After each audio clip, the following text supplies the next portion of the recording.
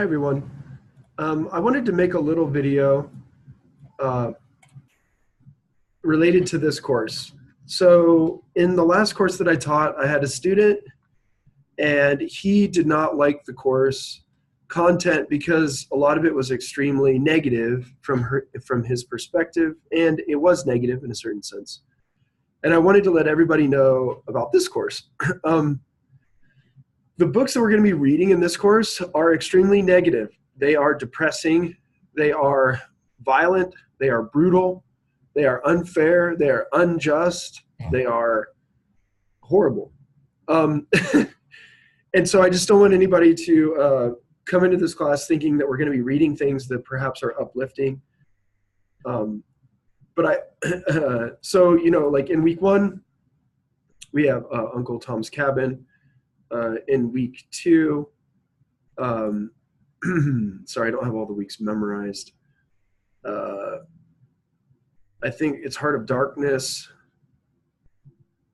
Yeah, so Heart of Darkness in week 2. We are reading Night by Elie Wiesel, which is about the Shoah, the Holocaust. It's brutal. We are reading Things Fall Apart by Chinua Achebe, which is the story of an African community, a certain character, but the community or the people are torn apart.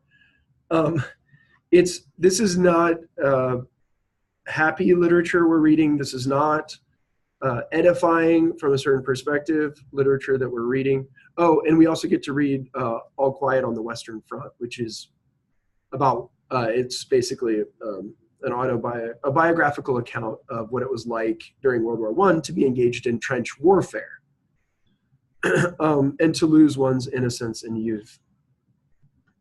Now, why? You might be asking yourself, why would I want to read a bunch of depressing literature? Well, you might not want to. And if you don't want to, I just want you to know on the front end what we're going to be doing so that you're not taken aback or off your guard. But really what we're reading about are novels and portions of novels that are related to the development of society and history. So this is historical context in literature. And what we're examining is how literature influences the movement of society. So for example, Abraham Lincoln said that Harriet Beecher Stowe essentially started the Civil War with her book, Uncle Tom's Cabin. So that's an example of how literature influenced society. And then also how society creates humans that create literature. So for example, All Quiet on the Western Front was written by a German soldier. And after he had taken part in World War I, he wrote about what it was like.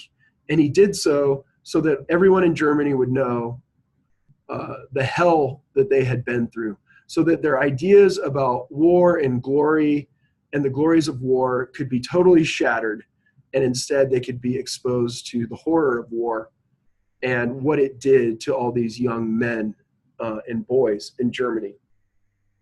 So you might be thinking to yourself, well, why would I expose myself to this? But I would challenge you to think about it this way, like these are artifacts that are representations of our history. So it's important for us to know what history actually is. And of course, we can debate whether or not the historical context actually align with what was portrayed in these books, but much of it is true. And so let's not create in our minds a Disney version of slavery with benevolent masters and happy slaves. Let's look at what actually happened, right? People being sold, people being raped, people being tortured, people being forced to do things to other people in order to maintain their own lives. Let's not have a Disney version of the Holocaust. It's hard when we read Night. It's hard to read the passage where he talks about walking up to the concentration camp and they're dumping the bodies of children and babies into a a ditch that they've created of dead Jewish boys and girls and babies. It's hard to read that, but it's true. It happened. And if we have the Disney version in our minds, or if we go through our lives just trying to focus on the positive things, then we essentially turn a blind eye to the truth. And the truth hurts. The truth is nasty, and it's brutish, and it's violent in some cases. The truth is not always beautiful, as Plato said.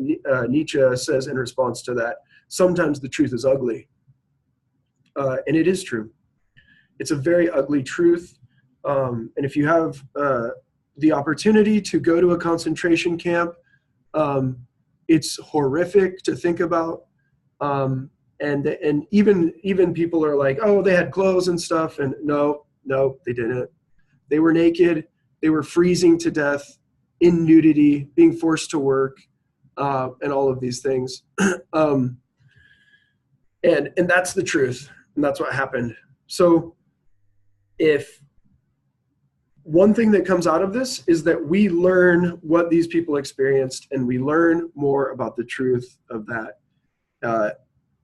of their existence, and we learn more about the violence. Now, of course, there are other texts that could have been chosen. They weren't. I did not personally create this class. I'm teaching this class, and it was created by a friend of mine.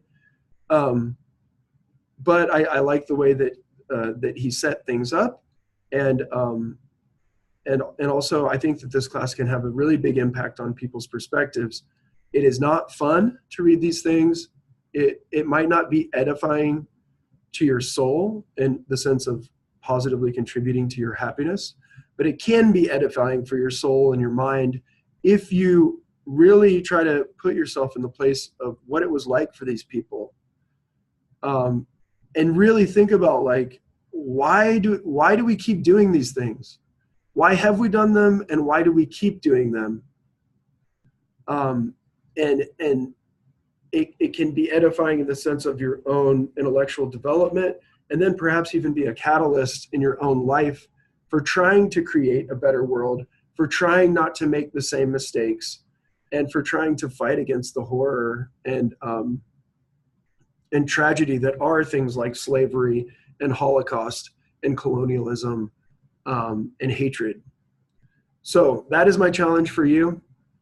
It's not going to be fun reading, but it's meaningful reading. And it's important that we do not turn a blind eye, that we don't let the Disney view predominate in our minds, but that we allow the truth, even in its horror, to develop and to be okay with receiving that, or to try to become okay with receiving that.